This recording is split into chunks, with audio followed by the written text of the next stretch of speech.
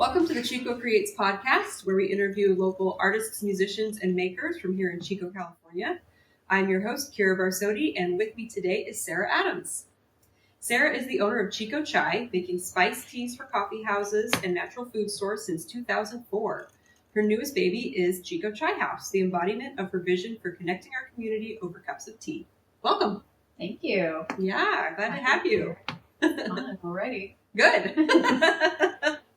Tell us a little bit about yourself beyond the bio. Oh, let's see. I grew up here in Chico, specifically Beaver Canyon, below Paradise, and I loved it. I never wanted to leave, and I did for a bit in college. As one typically yes. does. Yes. I tried to stay here as long as I could. I didn't quite have my specialty locally, so begrudgingly left town, which was heart-wrenching for me because I really apparently love this town. Yeah. And then I moved back as soon as I could. I love it here. I grew up kind of growing my own, having tea for myself. I didn't grow up with a strong tea tradition, but except for, the typical American iced tea, that kind of thing. Yeah. But I quickly learned it's from plants. And then, wait, what other plants can I make tea from? And what herbs in the garden can I make tea from? What herbs they grow wild can I make tea from? What can I eat? Yeah, foraging and all that fun yeah, stuff. exactly. Yeah. A little urban, or not so urban foraging, rural foraging. Yeah. Luckily, a neighbor of mine had 80 acres, and he was didn't do much with it anymore. He was semi-retired. He was like, dude, ride your horse, ride your bike, go crazy. And I was just gone. All day. Oh, that's awesome. Yeah, I love that. A lot of chances to check out plants. Yeah. What was growing? What was happening out in the woods? Love it. Very cool. So what did you go away to school for? Wildlife biology. Oh, okay. Technically, it was just called wildlife, but wildlife at Humboldt State. Oh, cool. Also a great landscape and location. I can't really complain. It's beautiful, great little community. Yeah. I learned a lot in school and out of school. Yeah. It's wonderful. It's also where I learned how to make chai. So perfect. It worked out really well for me. Totally. Yeah, it did. Humboldt is, if I had to pick anywhere else to live in California, I'd want to be somewhere in Humboldt County. It's pretty magical. Yeah, it really is. Yeah. So, other than the chai house, what's your favorite spot to hang out in town? I was thinking about this, and right now, lately, it's just the chai house. Yeah. Normally, I have lots of other things to do. What? Normally, it would be.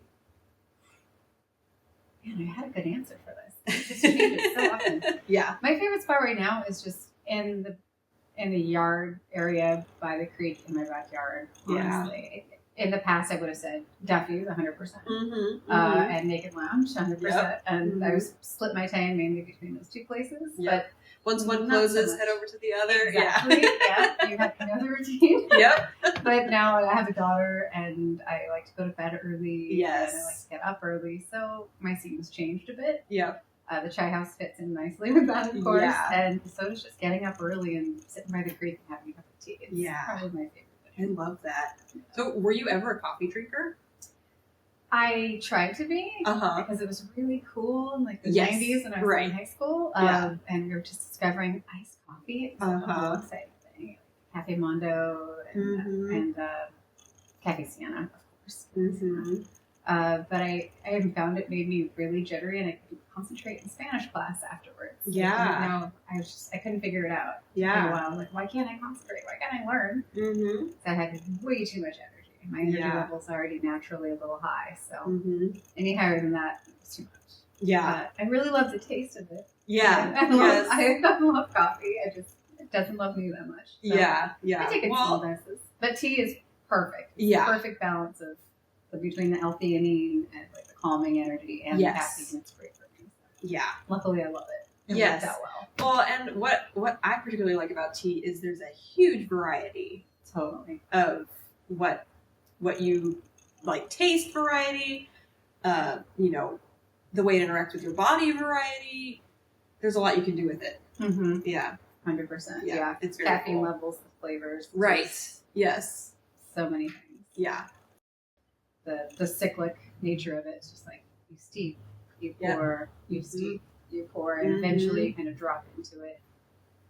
And through breathing and literally drinking a hot liquid that happens to also be tea full of all kinds of properties, it really helps my focus. Yeah. My non-focus at first, we were just trying to clear your mind. Right. Gives you something to focus on. Yeah. It's in meditation, for those of you who are afraid of it, there are so many ways to go at it.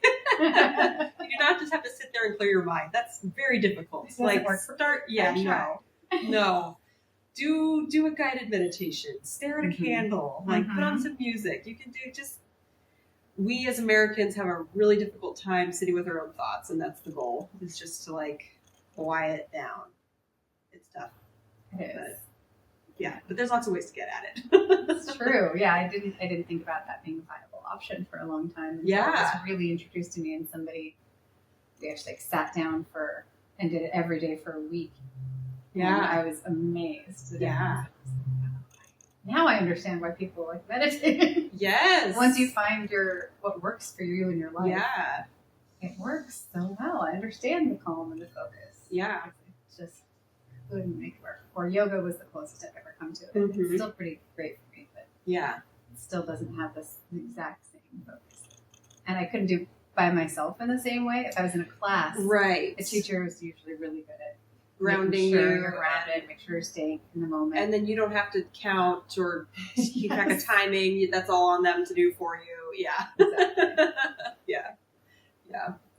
So you went to school for wildlife biology and ended up a chai maker. What happened? It was not exactly a clear route. I was just talking to somebody about this last night, and a lot of people in the group we happened to be talking to I had a similar experience. My path was not linear, straightforward. It was not linear, but eventually you get to a place that is ideal for you. And I did. I'm happy to. Yeah, I did work in the field for a couple seasons. For the U.S. Geological Survey, I was a field biologist for the giant garter snake project, which is a threatened species in, kind of all over now, but we thought it was just a few specialized locations at the time. The range has grown a bit since whenever I was last a biologist 20-something years ago. But then the snakes, there's another word for it, but I hope none of my wildlife nerd friends are listening, but I can't remember the word for the hibernation that snakes do. Is it estivation?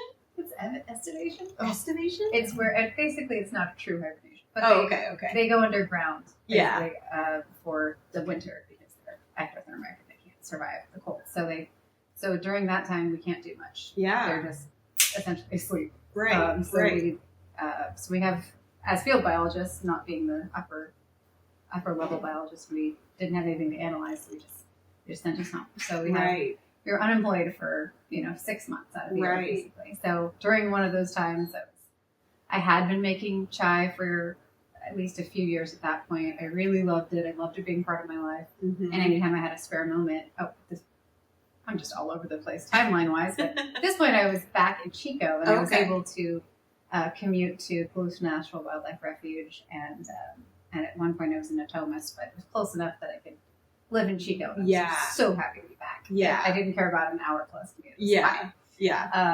But in my spare time I'd go back to coffee shops. And at the time people were getting into really leaning to at that point it was the beginning of the third wave of coffee culture in the US. And so coffee was really improving, and but tea in coffee shop culture was not. Right. It was there was, if you wanted tea, it was basically we have maybe a bag tea somewhere. There's some twining somewhere around here. Yeah.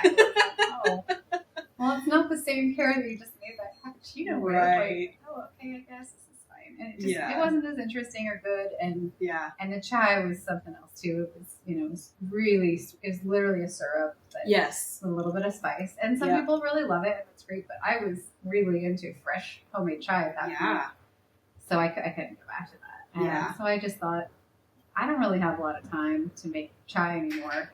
It's not that laborious, but it was a little time consuming for my particular schedule at that point.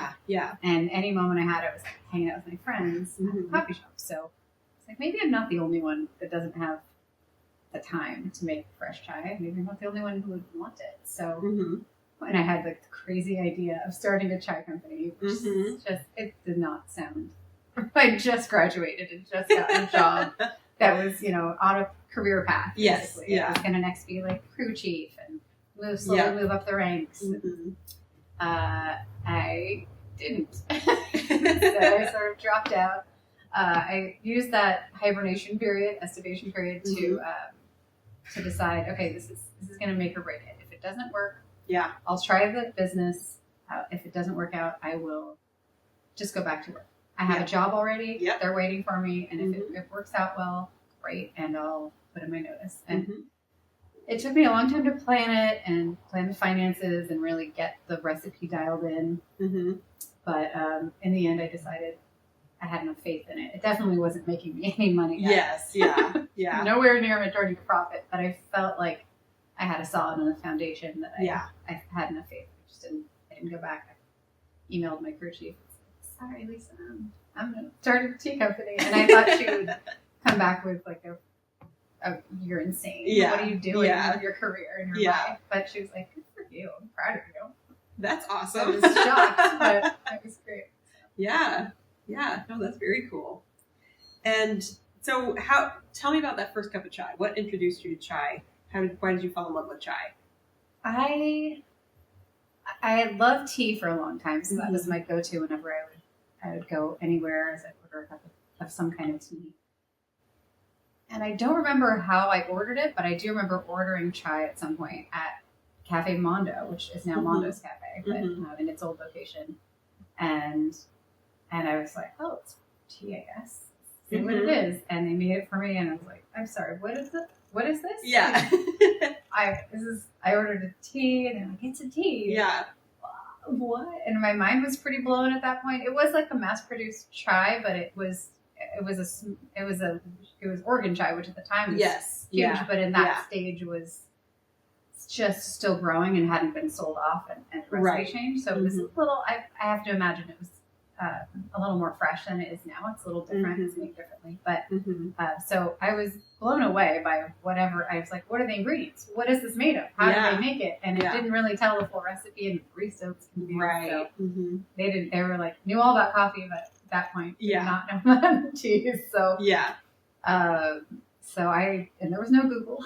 Yeah. It wasn't in my encyclopedia. Yep. And I didn't even think, I didn't even know it was a South Asian tradition. Or I could have asked somebody, some of my friends at school. Yeah. But I was just like, what is this? What is this? And didn't even know who to ask. But eventually I figured out what it was and that I could get it in a box form, you know. And it was fine, but I was like, something was different about that cup that I really loved. And eventually when I went away to college, I had chai at a coffee shop there, and I was like, this is next level. What is this? And it was somebody who was making their own fresh chai. And then through a really circuitous route, I was working at this place called the Campus Center for Appropriate Technology, or CCAT, on campus. It's really cool, forward-thinking, alternative energies. Basically, if it's experimental, we have done it or tried it at some point. Yeah. Or if it's homesteading, we've tried it. And it was a really unique space where a group of students lived on campus, and they ran the whole house on like solar and wind, and they had like it was amazing. They had everything you could ever imagine in alternative energies and concepts there. And some of it worked and some of it didn't, but that was part of their experimental living. Right. And my job there was to create workshops, and at some point the creator of that chai company came in and said, hey, I'd like to teach a chai workshop.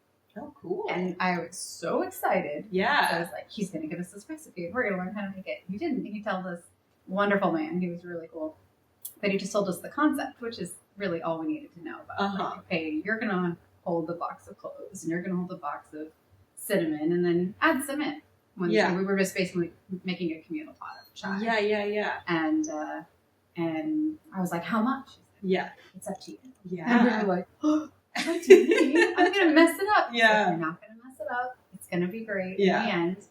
And he was right. It was wonderful. And I was in love. Like it was amazing. So I just went home and immediately started like writing ideas down and making chai from different spices I have in my cupboard, experimenting on it with my roommates. Yeah. Every once in a while I'd make something that wasn't great, but it was never terrible. So. Right. Yeah. No, it is hard to mess it up with that particular blend of spices. It's true. Yeah. You can do it for sure. Yeah. But it's not hard. It's pretty forgiving. Yes, I feel exactly. Like. And you can always fix it in the end too. Yes. If it ends up being, I put way too much tea in there.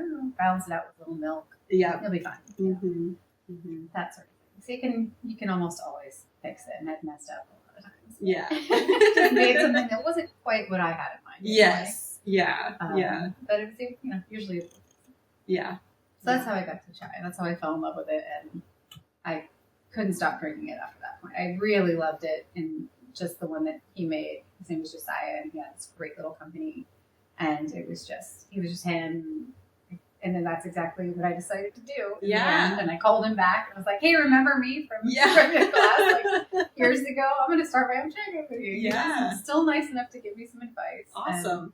It's really cool. Yeah. He didn't tell me anything.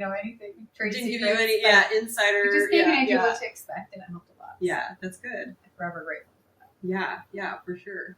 And then fast forward to today, you're opening a chai house in town. Yeah. Yes. I'm so happy with it. Yeah. So great. It's awesome. Yeah. Thank you.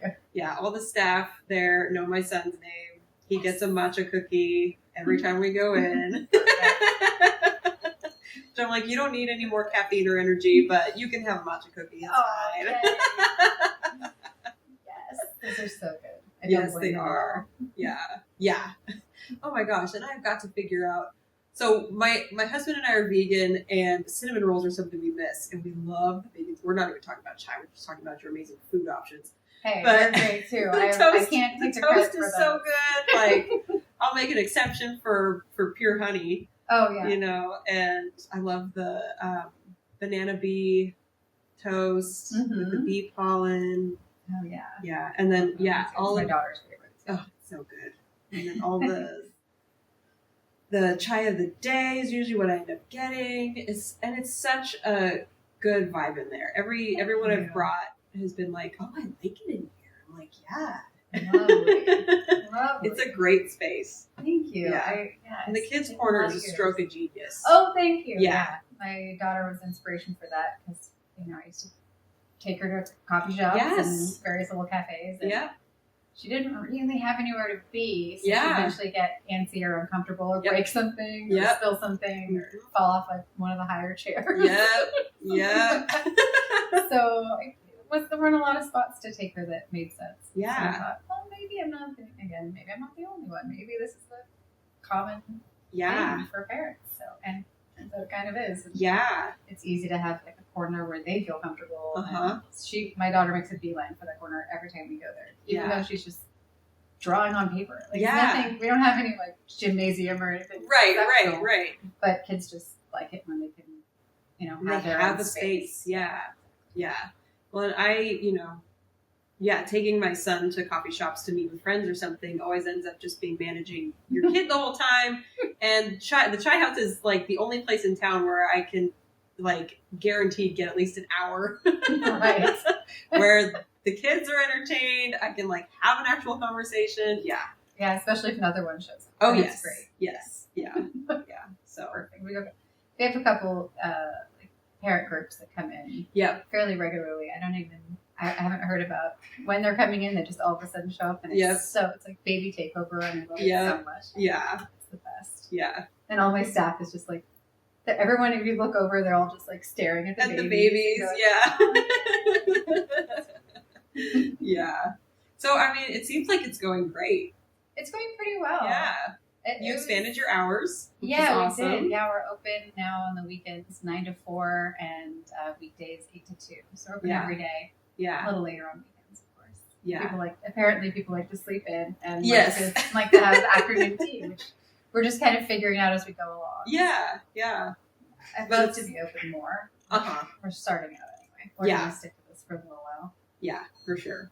Yeah. Well, like I said, it seems like it's working great. Thanks. Every time I walk through the door, I'm really happy with it. So. That's good. Yeah, that's great to hear. And like, has the chai house been a dream for a while, or quite a while. Yeah. When I originally started, I thought I had a specific plan. I'm just going to make chai for coffee houses. Yep. I don't need to have like direct customers. I'm just going to brew chai, no employees. Yep. Brew it and deliver it. Yep. Be totally independent. That's how my rest of my life is going to be. And it turns out at some point I had just enough customers that I didn't have time to do, things like bookwork. Right. Or like, sourcing of ingredients or something would fall to the wayside that I really needed to do. And I realized, okay, I need some help. Yeah. So I started, for a while, I was forcing my sisters to help me at the farmer's market, or a couple close friends who were kind enough to help. But I definitely burned them out. They were really, really good for a really long time. But then I actually had to hire real employees who I wasn't related to, and pay the money and that kind of thing. It worked out really well. I realized it's a hard step. To start adding people to your team. Yeah. It was very stressful, but I've had really good luck. I've ended up with really great people. Especially with the Chai House opening, we've had to double our staffing. Yeah. Again, we got really lucky with the crew that we have. It's a really, I think I called it a dream team like several times. It's just sort of everybody that's there is like all very different, but has a lot of things in common somehow, and they work really well together. It's great. Yeah. Well, it seems like everyone's happy to be there too. Oh, good. Like, I feel like that most of the time. I try to keep an open door policy. Right. Like, if anything's a little weird, come talk to me and figure it out. Yeah. But, I'm glad that it looks like it from the outside. Yes, exactly. We're all swans above the surface with our little duck feet. Exactly. Underneath.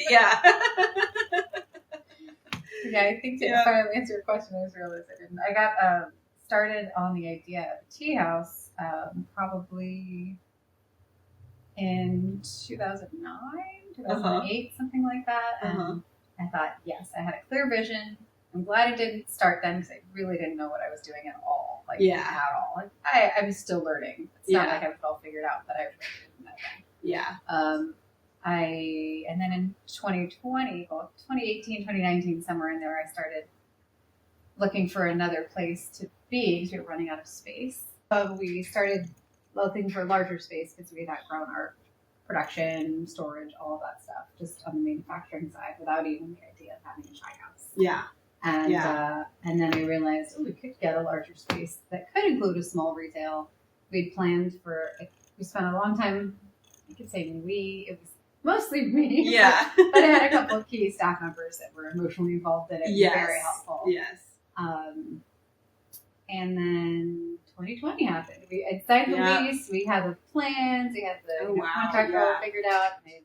We were just ready to start to break ground, and then it was March. And I mean, thankfully, we didn't get started and move into a new space and then try to get by with a retail. Right. Because it would have been disastrous. Yeah. I already had to cut everything way back and just kind of make everything myself again. Right. Take it back to the early 2000s. Yeah. And it was rough. But so I'm grateful for the timing, although it was really heartbreaking to not see that through. You were so close. Yeah. So close to making it happen. Yeah. So we made it, we kind of made do in that old space and figured out as best we could, and then waited for the right space to come around, actively searching until we found this place. And then I think I signed the loan. We got an SBA loan, which was really long, laborious process and incredibly stressful. And then purchased the building, which still sounds ridiculous when I say it out loud. Bought a building? Yeah. No. That doesn't make any sense. I don't have that kind of capital. And I don't. That's what loans are for. Yes. But we started construction, I think at the very end of 2022, and then finished 2024, fall of 2024. Moved in and quickly tried to open the Chai House as fast as we could because we needed to get revenue going. Yes, we got loans that were about, we already started the loan payoff process, but it was about to double, and we really needed to get going. Yes, so, luckily, I found my Chai House manager, Asa, was wonderful and really knew what I needed and took the loans and ran with Yeah. He just made it happen. He had a ton of experience. I had no experience with retail. Right. I had never worked in food service. Yeah. Besides Chico Chai, I'd only worked in animal shelters. Right. Learning centers and environmental causes. Right. Things that were not related very well at all. So luckily, I had a little experience with the farmer's market over the last 20 plus years. So I was leaning on that a lot. And then we opened up Chico Chaihouse, and we're just really trying to listen to our customers a lot and to my staff, who collectively had way more experience than I've ever had. Right. Any one of them has been working in food service far longer. Yeah. So I'm just trying to keep an open mind. I have some things that I'm really trying to hold the line on, like quality, of course, it's not going to change. Yeah. And certain things like chai of the day, I really love. That's my baby. Yeah. So I always want to have like a authentic cup of chai, like kettle of chai, brewing on the stovetop. So it's the real deal. Yeah. And there's a couple of projects I have that are just mine, but I've changed a lot, and I'm trying to still keep an open mind. As we're growing. Yeah, for sure. What is the best part about being a creative in Chico? I think the space that Chico has and the kind of interest and support. I feel like whenever there's a new, like whether it's somebody new on Instagram or somebody new at the farmer's market, people will actively go up to them and say like, "Hey, who is this? Who are you? What's going on? When did you start? What are you making? What are you selling?" And they're immediately bombarded with a lot of questions. Yeah, because people are so interested. Yeah, and there's the space for it. And we're small city. Yeah, feels like a town sometimes. But it's a large enough city with enough niches, I think, to fill that if you find something you're passionate about and you realize, hey, nobody else is doing this. Right. Try it. Because this town is it's the best it can. It's rough. Yes. Of course. Yeah. It's not like you just go, I make my first $1 million. Exactly. But, it's rough in the big cities too. Yeah. No, this is definitely more of a nest. Yes. For people to start out. I feel like it's a really comfortable, supportive place that's always interested in local products. I feel like a lot of people are really geared towards what can I get here? Yeah. What are people making locally? Mm-hmm. And what can I source from local people that are making it with their own hands? Yep. It's much more interesting to me than, going to Costco or whatever. Yeah. Yeah. If people are interested in it. And so if you can make something that they can then follow through on, it works really well. Mm-hmm. At least you can usually make a living on it. It's still incredibly stressful. Yes. I don't want to say it's a dream. Yeah. It is still, as anyone will tell you, in the creative industry is like whether it's restaurants or like having with the farmers market, hand making anything artisan. Yes. It is. You don't know. It's not predictable. Yeah. You don't know what season's going to bring. You don't know what the tariffs are going to bring. You don't know what.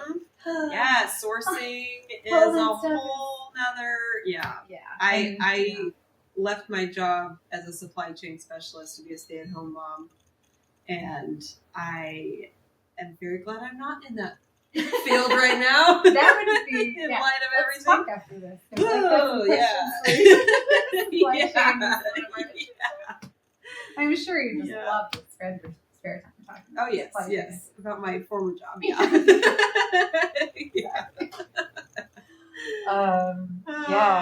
So it's stressful, definitely, and it can. In my old life, I feel like before the chai house and before moving, it was less stressful. So there were certain different things I would stress out about, but overall, that taking that big step has been huge. It's been very motivating for me to really think, okay, always stay focused on what are we doing, where are we going, are we doing this right? Always analyzing what's happening, and a lot of that is out of just I want it to be amazing, but I also want it to continue. Right. Which is be sustainable. Not just be amazing today. I want to still be around in a year. Yeah. And I don't want to, go out of business, essentially, which I've seen a ton of makers and restaurants do in town. It's tough. Yeah. When you really stick your neck out there and do an expansion and, put your all of your assets or your future growth on the line, which is what I ended up doing. Yeah. It's all out there, and it's very stressful. I'm not gonna lie on that. It causes a lot of anxiety and a lot of lack of sleep over the last at least the last 3 years. Yeah. So I've learned how to manage anxiety way differently than I used to. I thought, I have anxiety before. No, It's like, no, this is legit. This is So I'm just trying my best and trying to. It's where the tea meditation comes in. Yeah. I was gonna say, any creative rituals or routines, sounds like tea meditation is a huge piece. It's a big one. Yeah. It is. It's becoming more and more vital. Yeah, for sure. When did you start doing that? I started really doing it just over a year ago. Okay. I'd done it a bit, and I'd always thought of making tea as meditative, and it was, but I never had sometimes making chai is meditative in a certain way, but as you know, once you have children, things really change. You just don't always you can't carve out the time in the same way that you used to. Yeah. You can always try, and that's a really good goal, but sometimes the kids are in charge. Yeah. Sometimes you're like, okay, that timeline is out the window. Yep. We're gonna reassess. Yeah. So it's been a little different. My daughter's now 6, so she's a little more. She's like, oh, you're doing your tea meditation. Okay. Yes. Doesn't mean she's gonna give you that time, but at least she's aware and I can talk to her about it. And Yeah. So I just try to get up earlier than her, which is really hard. Yes. Yeah. Yeah. Some of those kids are roosters. Yeah. Yeah. So, I mean, obviously Chaihouse is your big project that's ongoing, but do you have, what's next? Oh boy. I mean, a lot of that is moving, creating, what am I trying to say? Growing into the community more with that space, trying to fill the needs of, especially the neighborhood, because it's physically there, but also the general Chico community as a whole. Whether it's having people do their meetings there, or seeing people get together in baby groups, right? Or sometimes homeschool kids will go there and do their lessons there. People come over and knit, or just my favorite thing lately is I've seen a few people at 3 or 4 people at a time will come and sit on one of those couches and a couple chairs and just read. Oh, I love they'll individually read, but as a group. It's like a silent book club. Yes, I love it so much. I just saw that on Instagram. Silent book club. Yeah. I was like, oh, you guys all have a book in your hand. I thought, it's the same book, and I realized they were reading different things, and they were just sitting with their tea, and reading. And I was like, oh, that's so great. I love it so much. Yeah. So we want to create more of a space for people to utilize, to introduce tea to people. There's so much more than what people have experienced for the most part. You really only, typically in America, you try iced tea, sometimes sweet tea, which is lovely. It's typically made with a lower quality, not bad, but just a different quality black tea. And that's just the very tiniest tip of the iceberg in the tea world. There's herbal teas, there are things like chai where you're cooking on the stovetop and there's all these botanicals in it. There's different herbal teas that have caffeine in them, like yerba mate, or what's the other one? I can't remember the name of. But anyways, there are a couple herbal teas that are caffeinated. There's oolong teas. There's greens, whites, so many things. Yeah, pours. It's endless. Yeah, there's no way. Every time I go to a tea event, I try a new tea that I've sometimes never even heard of. Yeah, because it's just there's so many different cultures around the world. Yeah. And turns out everybody at some point has had a history of putting botanicals, putting plants in water. And then drinking it. And whether it's for medicine or the taste or part of their daily ritual or social, sit down together and say, oh, come on in, I'll make a cup of tea. Yeah. And sometimes it looks very different from if you go across the country and check out, or go to a different continent. That tea is going to be completely different than what you're used to. But it's really common to get some kind of plant and water and serve it to your guests, or sit by yourself and take a moment. It's beautiful that connects everybody. Yeah. Tea's the most, what is it?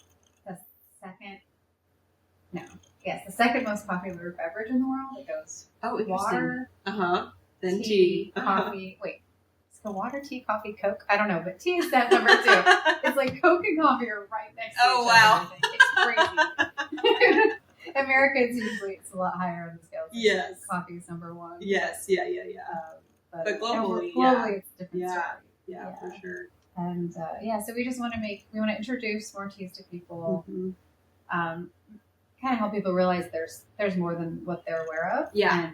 And we can help. We want to help people find the tea that works for them. Yeah. Whether it's caffeine wise, like how it feels in their body and how it tastes. Because that's once you find that, this not only feels good and I love the flavor. This is amazing. I can just sit down and talk to my friends. Yeah. And I know what to order. Perfect glue to have us stick together too, or whatever. Because that's a big part of it. We want really and I've seen this happen a lot too. Is I really observe people. I'm trying not to spy. But I can tell. I'm not trying to listen to what people are doing, but I can see people's body language and the way they're interacting.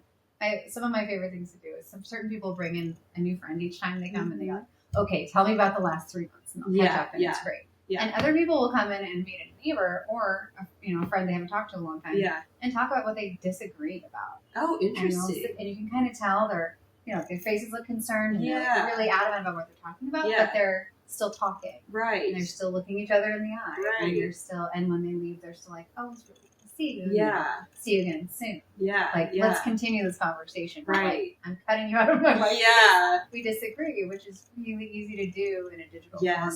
Yes. So because our ties are so loose. I guess the threads are really thin when you're interacting mostly in a digital space. It's really easy to just ghost or block. And it's tempting. It is. I don't want to. I want to take a stand and make sure that person who disagrees with a really core value of mine, and directly affects me, their opinion directly affects me. It's honestly the only way to deal with the amount of input that happens on the internet. And digitally, you kind of have to, otherwise you can't take on the world's problems. Exactly. Yeah. But on a personal level, and I feel like the really problem happens when we're doing that in a town where you actually do depend on each other to a certain extent. When you start cutting people out and you're like, "Oh, I don't listen to that person anymore. I don't talk to that person anymore." There might be your neighbor, and it creates a ripple effect in your entire social web. Totally. And not to say that that's always the wrong choice. Not always the wrong choice. Right. But definitely, I support that 100% sometimes. Yeah.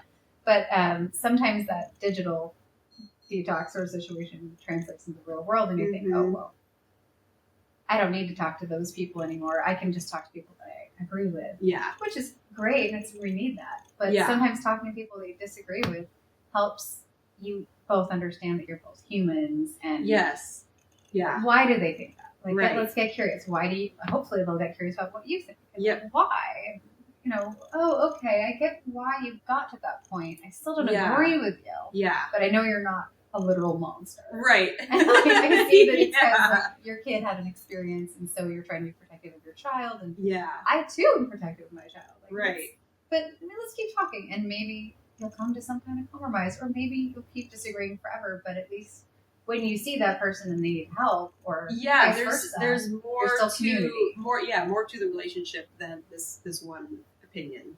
This one hill that you would otherwise die on. Right. I have certain neighbors that I know I choose not to have too many conversations with them. Right. But if I see they're broken down the side of the road, I'll help them. And vice versa. Okay, I'm willing to, we're not going to agree on this other thing, but you still need help, and you still we're all humans. We're all neighbors. Exactly. Yes. Whether literally it is a small town. It is. Yes, it would take 20-30 minutes to drive around the circumference of what's mostly Chico. It's true. So just kind of bridging that gap a little whenever we can. It's not so we're trying to provide that's a really lofty goal, but that's what I really like to see, as well as getting like-minded people together. Sometimes getting unlike-minded people together. And, not having a safe, neutral space for that. Yeah. It's a really divisive time, and I feel like it's just getting more so somehow. So the more we can remember, we're kind of stuck together. Yeah. I think it's going to be. Yeah, for sure. And I feel like I'm going back to my like elementary school childhood of like, hey, just hold hands, everything's gonna be great. You know? We'll save the rainforest. Some of that was true. Yeah. Some of that was real. Yeah. Real lessons. Absolutely. Yeah. So how do people find you online, and where is the Chaihouse? Oh, excellent question. I should probably talk about that. Online, we're at chicochai.com is our website, and you can find everything about the Chaihouse or anything else about where you can find it in the greater world, that kind of thing as well. On Instagram, we're at Chico Chai, and our physical location is 1441 Park Avenue, which is right at the corner of 15th and Park, right across from Nobby's. Yes. Awesome. Yeah. And your hours are changing, so we don't gotta, just go online and find out when their hours are, because they're always expanding. That's true. Great. Yeah. Yeah. Right now we're open at some decent hours, but it's every day now, right? And we're open every day for sure, which is awesome. Yeah. Just at the busiest times right now. Yeah. Eventually, I'd love to be open in the evenings, because there's not a lot of places where people. There are lovely bars in this town. They're great places to go if you're 21 and over, but not a lot of places to go if you're not interested in alcohol or you just want to go sit and study late into the night. Yeah. It was study or have a cup of chamomile tea. Yes. And then go home. And be relaxed. So. Yeah, that is definitely a tip to anyone who's looking to start something. A late night non-alcoholic spot would be great. All the bitters. I haven't been there, but supposedly they have a great non-alcoholic cocktail. Yes. Yeah. I need to check them out. Yeah. But more of that. Let's see more of that. Yes, please. Yeah. I mean, I'm okay having a beer late at night, but the bar scene is different. And not everybody can too. Yeah.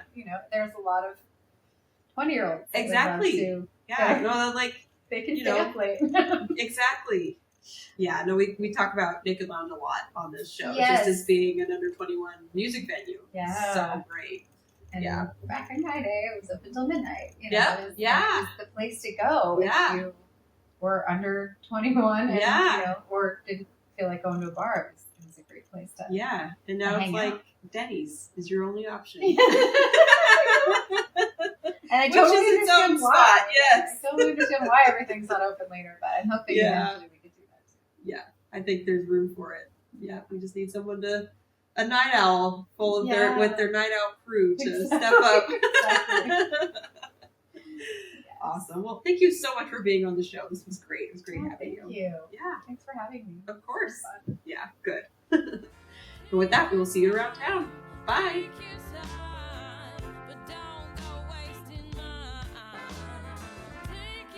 The Chico Creates podcast is presented by and recorded at Maker Radio in Chico, California. Hosted and produced by Kira Barsotti. Production engineering and editing by Solomon Perillo. Theme song is Take Your Time by Lorna Such. We now have official merchandise: hats, totes, mugs, shirts for the whole family, and more at ChicoCreates.com. Sport your support of the show with official Chico Creates podcast merch. This show is made possible by community members like you. I would personally like to thank Melissa Thede, David LaShawn Montoya, Jonathan Greenfield, Heather Leveroni, Kaylee Huber, Troy German, Kate Thurkill, Bonnie Pipkin, Lindsay Hook, Bree Epley, Scott Grisette, and Johan Caro for their continued financial support of this project. If you'd like to join them, head over to ChicoCreates.com and scroll to the bottom of the page to become a show supporter. Thanks again for listening, and we'll see you around town.